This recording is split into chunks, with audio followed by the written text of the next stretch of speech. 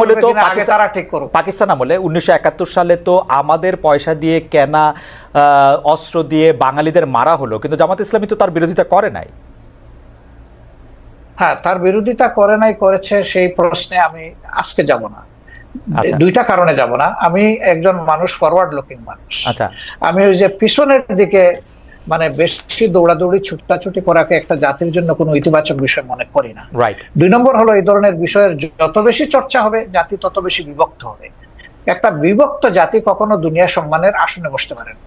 সম্মানের আসনে বসতে হলে, সত্যিকারের উন্নয়ন এবং শান্তি দেশবাসীকে উপহার দিতে হলে কিছু পয়েন্টে অন্তত পক্ষে সবাইকে একমত হতে হবে, দেশের স্বার্থের ব্যাপার যেখানে জড়িত। তা আমি ওই বিষয়ে যাচ্ছি না। দ্বিতীয়, আমি আরেক কারণে যাব না, যে তখন আমি এনাফ ম্যাচিউরড না, বয়সের দিক থেকে আমি বুঝ না, রাজনীতিকে অ্যানালাইসিস করার শক্তি আমার ছিল না। আমি এই আঙ্গিনার কেউ ছিল না। শফিকুর রহমান, মানে ওই আমলে মানে আসতেছি, কথাটা আমাকে শেষ করতে দেন। কিন্তু এটা তো ঠিক যে লাখ লাখ মানুষ মারা গেছে, কয় লাখ মারা গেছে, এই বিতর্কেও আমি যাব না। আমি ওই বিতর্ক পছন্দ করি না। একটা মানুষও যদি নিরীহ মানুষ অন্যায়ভাবে মারা যায়, সেটাও তো অন্যায়, সেটাও তো অপরাধ।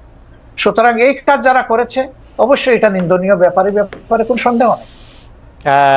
ডক্টর শফিকুর রহমান, এতে আমারও কোনো সন্দেহ নেই, কিন্তু শুধু আমি এটা বলছিলাম যে আমাদের যদি কোনো একটা বিষয় বিশ্লেষণ করার জন্য ওই সময়ের ব্যাপারে যদি যথেষ্ট মানে মানে ওই উপস্থিতিটা না থাকে, আপনি এটা থেকে বলতেই পারেন যে আপনি আসলে ওই ব্যাপারে বলতে চান না। কিন্তু দল হিসাবে জামায়াতে ইসলামের নিশ্চয়ই একটি অবস্থান পরিষ্কার করার ব্যাপার রয়েছে, সেটি আপনি আরেকদিন বলছেন, সেটা আমরা আরেকদিন শুনবো। সেটি আমরা একটু জোটের রাজনীতি প্রসঙ্গে আসি। আমরা একটু বিএনপির সাথে জামায়াতে ইসলামীর দূরত্ব, একটা জোট তো ছিল, সেই জোটের থেকে যে বিএনপির সাথে যে দূরত্বটা বাড়লো, এইটার কারণ কি বলে আপনি আসলে মনে করেন? মানে মানে মানে আপনি কি মনে করেন যে বিএনপির সাথে কেন? আপনি বলতে পারেন জোট নেই, কিন্তু দেশের স্বার্থে আমরা কিন্তু দূরত্বে নাই। আমাদের মূল জায়গাগুলোতে আমাদের কোনো দ্বিমত নাই, কিন্তু যেহেতু দল দুইটা পৃথক এবং আমাদের এখন কোনো জোট বিদ্যমান নাই, সেই কারণে যার যার অবস্থান থেকে যে যেটা সঠিক মনে করতেছেন বক্তব্যটা সেভাবেই রাখবেন, এটাই নেচারে। এবং একজন দেশের আপনি সচেতন নাগরিক হিসাবে রাজনীতি যদি বাদও দেন, আপনার চোখের সামনে যদি কোনো ভালো কাজ হয় তাকে আপনার অ্যাপ্রিসিয়েট করা দরকার। আবার কেউ যদি কোনো মন্দ কাজ করে তাকে সংশোধনেরও আপনার চেষ্টা করা দরকার। তো দেশের স্বার্থে যদি আমি কথা বলি এবং আমাকে যদি কেউ ক্রিটিসাইজ করে, আমি এটাকে ওয়েলকাম, কারণ ক্রিটিসিজম না হলে পারফেকশন আসে না। আর মানুষ কেউ ভুলের ঊর্ধ্বে না, আমরা ভুল করতেই পারি, ব্যক্তিগতভাবেও করতে পারি, আবার সামষ্টিকভাবে দলগতভাবে আমরা ভুল যদি কেউ ধরিয়ে দেয়, সেই তো আমার প্রকৃত বন্ধু। আর যারা সমালোচনা করে তাদেরকে আমি বন্ধু হিসাবে নিই, কিন্তু আমার ভুল দেখেও যারা নীরব থাকে আমি তাদেরকে বন্ধু মনে করি। ওকে, ডক্টর শফিকুর রহমান, আমরা কিন্তু দেখতে পাচ্ছি যে এই সরকারের মেয়াদ বা নির্বাচন প্রশ্নে আপনি মনে করছেন বা আপনার দল মনে করছেন যে এই সরকারকে একটু যৌক্তিক সময় দেওয়া প্রয়োজন। বিএনপি মনে করছেন যে ইলেকশনের ঘোষণা বা ইলেকশনের একটা রোডম্যাপ যে সরকার ঘোষণা করছে না, সেটি একটি ঠিক কাজ নয়। তো এই ক্ষেত্রে কি আপনাদের মধ্যে বিএনপির সাথে কোনো আলাপ আলোচনা হচ্ছে? আপনারা কি একটি জায়গায় আসতে পারবেন, নাকি আপনাদের অবস্থান এরকমই থেকে যাবে? অর্থাৎ বিএনপি এই মুহূর্তেই নির্বাচন চায়, জামায়াত চায় সংস্কার করে নির্বাচন হোক। সম্ভবত এটা একসময় তাদের মানে স্ট্যান্ড ছিল, কিন্তু গত কালকে বা পরশুদিন তাদের যে মিটিংটা হলো, যেখানে তাদের দলের অ্যাক্টিং চেয়ার অ্যাড্রেস করেছেন জাতিকে, সেখানে তিনি কিন্তু একই কথা বলেছেন যে এই সরকারকে সাকসেসফুল হতে দিতে হবে এবং তাদেরকে যৌক্তিক সময় আমরা দেওয়ার পক্ষে। এখন যৌক্তিক সময়ের বাইরে কিন্তু এখন আর কেউ স্পেসিফিক কোনো কথা বলছেন না, কাজে এই জায়গায় আমাদের একটা ঐক্য হয়ে গেছে। এখন প্রশ্ন দাঁড়াতে পারে যে এই যৌক্তিক সময়টা কতটুকু। তা আমরা দুটো রোডম্যাপের চিন্তা করছি। একটা রোডম্যাপ হবে সংস্কারের রোডম্যাপ, আর একটা হবে নির্বাচনের রোড। আগে হবে সংস্কারের রোডম্যাপটা, তারপরে হবে নির্বাচনের রোড। তো সংস্কারেরটাই আমরা এখন সরকারের কাছে চাইবো, যে কতদিন টাইমলাইনটা কি হবে। বিভিন্ন তারা তো সবকিছু সংস্কার করতে পারবেন না, বেসিক জিনিসগুলো সংস্কার করে যাতে একটা তারা neutral, fair and credible election যাতে তারা উপহার দিতে পারেন, সেটার জন্যই তাদেরকে আমরা সর্বাত্মক সহযোগিতা করতে চাই। এই সময়টা নাতি দীর্ঘ হওয়া উচিত, তারা এটা বুঝবেন কতটুকু, জাতীয় বুঝবে কতটুকু। ঠিক টাইমটা মাত্র 1.5 মাস যায়নি তো এখনো, এই 23 তারিখ 1.5 মাস হবে। আমরা একটু অবজার্ভ করছি, একটু সময় নিচ্ছি। ওকে, নির্বাচন সংস্কারের প্রসঙ্গটা আমরা একটু পরে আসি, বা আপনি যখন বলবেন তখন বলতেই পারেন। সংবিধান সংস্কারের প্রসঙ্গে আমি আপনার কাছে জানতে চাইতে পারি যে আপনাদের গঠনতন্ত্র পড়ে আমি যতটুকু বুঝেছি, বা আপনাদের কথা শুনে আমি যতটুকু বুঝেছি, যে আপনারা আসলে কোরআন এবং রসুলের বাণী ছাড়া অন্য কোনোভাবে অন্য কোনো কিছুই আপনারা মানে আপনাদেরকে পড়লে আরেকটু পরিষ্কার হবে যে, আবারও বলি, কেবল আল্লাহ তাআলার বিধানকেই একমাত্র হিদায়াত হিসেবে মানিয়ে নেওয়া, আল্লাহ তাআলার দেওয়া শরীয়তের বিপরীতে যাবতীয় নিয়ম নীতি পন্থা পদ্ধতিকে প্রত্যাখ্যান করা। এখনকার যে গণতান্ত্রিক সিস্টেম, সংবিধানের সিস্টেম, সেটা তো অনেকটা ওয়েস্টার্ন ডেমোক্রেসি বা যেটাকে আমরা বলি যে ওয়েস্টমিনিস্টার ডেমোক্রেসি, সেইটার আদলে অনেকখানি করা। তো সেইটা কি আপনাদের সাথে সাংঘর্ষিক না? আপনারা যদি এটা পরিবর্তন করেন আপনাদের মতের সাথে আর কি। না, মোটেই না। এটা যদি আপনি পরিবর্তন করেন তাহলে কি আপনাদের মতো করে সংবিধান পরিবর্তন হবে না কি? না, আমি আগেই বলেছি যে প্রত্যেকটা দলের এক একটা আদর্শ থাকবে, এটা খুবই স্বাভাবিক। একটা পলিটিক্যাল আইডিওলজি তার থাকবে, সবার আছে। সংবিধানটা কেমন হবে? যে যারটা ভেন্টিলেট করবে। Democracy itself not a ism, এটা একটা প্রসেস। আপনি ইজমে যাবেন, মানুষের কাছে আপনার প্রোডাক্ট আপনি ফ্লোট করবেন, আপনার বক্তব্য আপনি তুলে ধরবেন, আপনার আদর্শ আপনি তুলে ধরবেন। বেশিরভাগ জনগণ যখন আপনার আদর্শকে সাপোর্ট করবে, তখন স্বাভাবিক কারণেই বুঝতে হবে যে এই দেশের মানুষ এটাই চাচ্ছে, যে আদর্শটাই চান। ওকে, আমার আদর্শ যতদিন পর্যন্ত বেশিরভাগ মানুষ সাপোর্ট করবে না, আমাকে ধৈর্য ধরেই সেই পথে থাকতে হবে।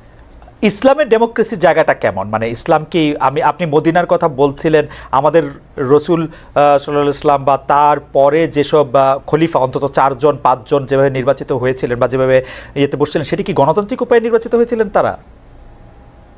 অবশ্যই, অবশ্যই। তারা তখন যারা মানে সমাজে মতামত দেওয়ার মতো সেই পর্যায়ের লোক ছিলেন, তাদের সকলকে নিয়ে তারা বসেছেন মসজিদে নববীতে অথবা অন্য কোনো জায়গায় বসে, তাদের অধিকাংশের মতের ভিত্তিতেই অ্যাপয়েন্টমেন্ট গুলো হয়েছে। আপনি তাই মনে করছেন? তাই মনে করছেন, এটাই ফ্যাক্ট, এটাই হিস্ট্রি। তারপরে যখন আব্বাসীয় উমাইয়া বা ওসমানিয়ারা, বিউটিটা দেখেন আমাদের দেশে। জি না, সেটা তো আমি খেলাফতে নিচ্ছি না, আমি খেলাফতের যুগটা বলতেছি। এরপরে ধরেন যখন হলো, এই খলিফা যখন কেউ হয়ে গেলেন, তিনি কিন্তু অল ইন অল হইতে পারলেন না। এই ধরনের বহু ঘটনা আছে, আমি এখন কথা লম্বা হবে, সেই উদাহরণ আমি দিচ্ছি না। বহু ঘটনা, মানুষ সেখানে হাইলি ডেমোক্রেটিক রাইট এক্সারসাইজ করেছে, আলহামদুলিল্লাহ। আচ্ছা, এটা যদি আমি বাংলাদেশের ক্ষেত্রে এইটাকে একটু বলি, যে আপনাদের গঠনতন্ত্রে ইসলাম প্রচার, ইসলামের দাওয়াত, ব্যক্তি জীবনে ইসলাম চর্চার বিষয়টি নিয়ে বারবার বলা হয়েছে। এক্ষেত্রে বাংলাদেশের অমুসলিম নাগরিকদের জন্য বা যারা ইসলাম বিশ্বাস করবে না তাদের জন্য জামাত ইসলামী রাজনীতি করার সুযোগটা আপনি কেমন দেখেন? আদৌ কোনো সুযোগ আছে কিনা? আমি পড়ছিলাম গঠনতন্ত্র, সেখানে আমি দেখতে পাচ্ছিলাম যে তারা সকল কিছু মেনে নিলে বড়জোর সহযোগী সদস্য হতে পারবেন। এটা বাংলাদেশের সংবিধানের সাথে সাংঘর্ষিক হবে না? বাংলাদেশের সংবিধান বলছে সবার জন্য অধিকার সমান হবে, কিন্তু আপনারা বলছেন যে মানে তারা আসলে একটা নির্দিষ্ট পর্যায় পর্যন্ত শুধু যেতে পারবে। এইটাকে আপনি একটু সাংঘর্ষিক মনে করেন? এটা আপনার একটা ভাইটাল কোয়েশ্চেন, অবশ্যই গুরুত্বপূর্ণ প্রশ্ন। দেখেন, আমরা তো কাউকে ইম্পোজ করব না, আমাদের আদর্শটা গ্রহণ করতে এবং দলে আসতে আমরা ইম্পোজ করব না, কিন্তু দলের দরজা তাদের জন্য বন্ধ করা যাবে। আমরা দরজা খোলা রেখেছি। প্রয়োজনে গঠনতন্ত্র তো আল্লাহর কোরআন না, কোরআনের আলোকে রচিত। কোরআন পরিবর্তন করা যায় না, কিন্তু গঠনতন্ত্র পরিবর্তন করা যায়। আমাদের গঠনতন্ত্রের দেখেন যে 22-23তম সংস্করণ পর্যন্ত হয়তো আছে, আপনি পাবেন। রাইট। তার মানে কি? তার মানে হলো আগের যে জিনিসটা আমরা মনে করেছি পরিবর্তন করা দরকার, মূলনীতি ঠিক রেখে যুগের চাহিদাকে অ্যাড্রেস করা দরকার, সেটা আমরা করেছি। হবে, সবগুলাই হবে, অ্যাকোমোডেশন হবে, কোনো সমস্যা হবে না ইনশাআল্লাহ। এই প্রসঙ্গের প্রশ্নটা করে ফেলি যে আমরা আপনাদের গঠনতন্ত্রে যেরকম পড়তে পারছি যে 33 ভাগ 2020 সালের মধ্যে নারী সদস্য সম্পৃক্ত হওয়ার কথা, সেটা হয়েছে কিনা? নারী নেতৃত্বের দিক বিবেচনা করলে নারীরা জামায়াতের কোন পদ পর্যন্ত যেতে পারবেন? এটি 1 নম্বর প্রশ্ন। 2 নম্বর প্রশ্ন হচ্ছে, জামাতের গঠনতন্ত্রে একটা বড় পরিবর্তন এসেছিল কিন্তু আসলে নির্বাচন কমিশনের নির্দেশে। আপনারা তখন এটা খুব খুশি মনে পরিবর্তন করেছেন, সেটা না, কিন্তু এটা করেছেন। এই প্রসঙ্গে আপনি একটু কি বলবেন? দুটি প্রশ্ন। আসলে আমরা যেটাই করি আমরা ডেমোক্রেটিক ওয়েতে করি, আলাপ আলোচনা করেই করেছি, আমরা একমত হয়ে করেছি। 2 নম্বর হচ্ছে নারী মানে কোটার প্রপোর্শনের যে বিষয়টা বলেছেন, আমরা 33 না, আলহামদুলিল্লাহ এখন নারীদের প্রপোর্শন হচ্ছে 44% আমাদের সংগঠন, এবং তারা আমাদের কেন্দ্রীয় সুরায় আছেন, কর্ম পরিষদে আছেন, সব জায়গায় তারা আছে। আচ্ছা, একটি গ্রহণযোগ্য নির্বাচন অন্তর্বর্তী সরকারে করতে হবে। একটি জনপ্রিয় প্রশ্ন এরকম যে আপনারা আওয়ামী লীগকে নির্বাচনে অংশ নিতে দেওয়ার পক্ষে নাকি বিপক্ষে? আওয়ামী লীগ আপনাদের কোনো রাজনৈতিক স্পেস না নিলেও আপনি আওয়ামী লীগের নাম উল্লেখ না করে কোনো ধরনের জুলুম না করার কথা ঘোষণা দিয়েছেন। অনেকে বলেছেন যে এই ঘোষণা না দেওয়ার কে আপনি, এই প্রসঙ্গেও যদি একটু আপনি বলেন। না, এই ঘোষণা দেওয়ার কে প্রশ্ন করেছে? জি, আসলে আমি আওয়ামী লীগের নাম নেই নাই, আর আওয়ামী লীগকেও আমি ইন্ডিকেট করি। শুধু আওয়ামী লীগ আমাদের উপরে জুলুম করে নাই, আরো অনেক পক্ষ আমাদের উপরে জুলুম করেছে।